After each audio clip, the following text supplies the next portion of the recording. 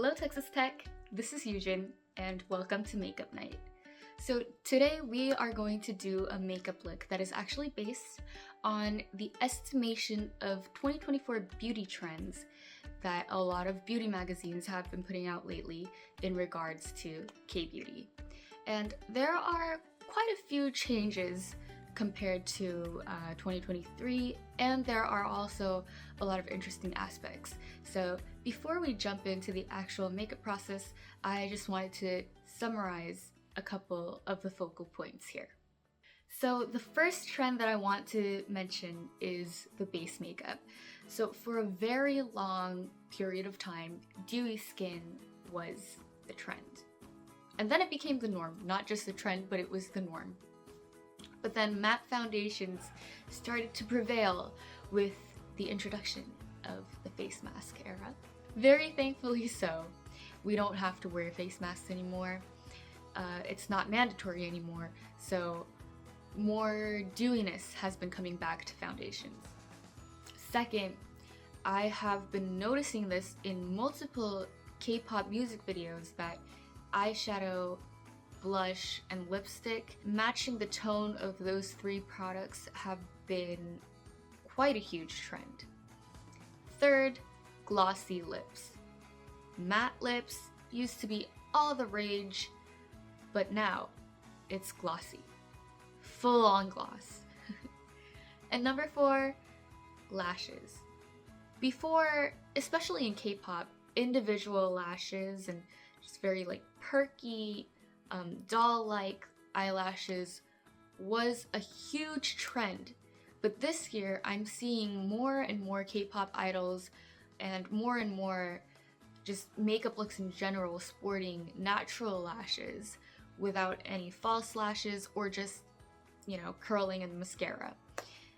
Which I'm very happy about because putting lashes on is a hassle for me, I have to admit. Last but not least, one of the most interesting trends that I have been seeing is colorful eyeshadow. And it's not like a punch of color, it's rather a wash of color on the eyelids, and that was very interesting to me because it's actually how we used to do makeup in the 90s. A very light lavender or blue on the eyelids with mauve lipstick. I'm seeing all those trends coming back. And I'm actually happy to see it because I think color is fun and I think shimmer is pretty. So today I'm sporting a very light green shimmery eyeshadow, and I will show you exactly how to achieve the modern version of this look today. Now that we have reviewed all the trends, let's start with the makeup. As you can see, my base is already complete, and now I'm going into a dark, cool-toned shade for the outer corners of my eyes.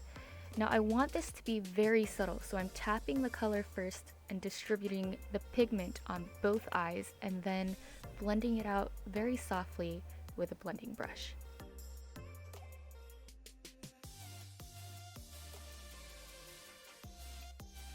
You want to get into the eye sockets so that your eyes can be more defined. And with any leftover eyeshadow, I contoured my nose. Now with the same shade, I go under my eyes, but just on the outer corners, and I blend it out very thoroughly for a little bit of depth in the eyes. Next up is blush. I'm using this mauve color today, and this is a cream consistency, so I'm using my fingers, but you can use any consistency, any finish you want, as long as the color and the tone are matched. With cream blush, it is best to tap it out when you're blending.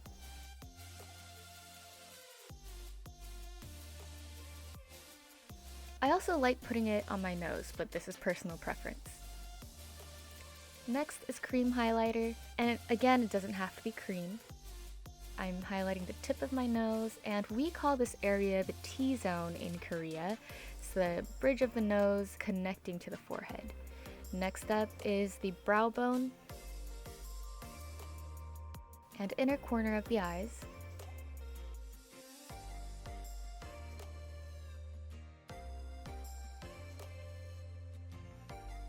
and last but not least, the cheekbones. So what I do here is I go all the way up to the temple just to make sure that the skin looks a little more dewy.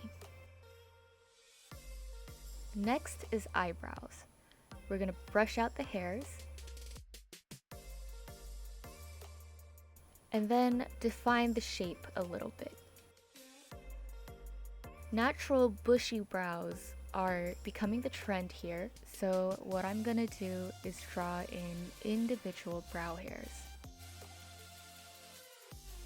Time for the fun part. I ended up using the lime green shadow, and notice how I'm placing the color only on the inner half of my eyelids. This is the modern version of the colorful shimmery eyeshadow look. And for maximum pigment, you want to go in first with your fingertips, and then tap it out to blend it a little, and finish off with a blending brush for a seamless look. Next, I'm using the mauve blush that we used earlier to go underneath the eyes and connect it to the blush. This is also a big trend that I've been seeing in K-pop music videos, and it actually does give off a quite youthful look.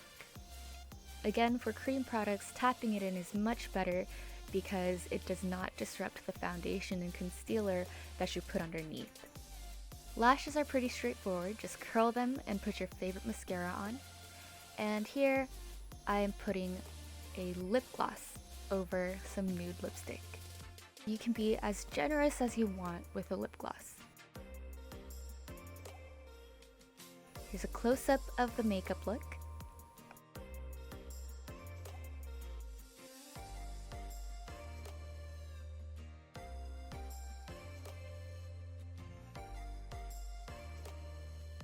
And finish off with your favorite setting spray. Dry, dry, dry, dry, dry, dry, dry. Here I decided I wanted a little bit more pigment, so I found a more vibrant eyeshadow to add on top. And we're done. This is the final look.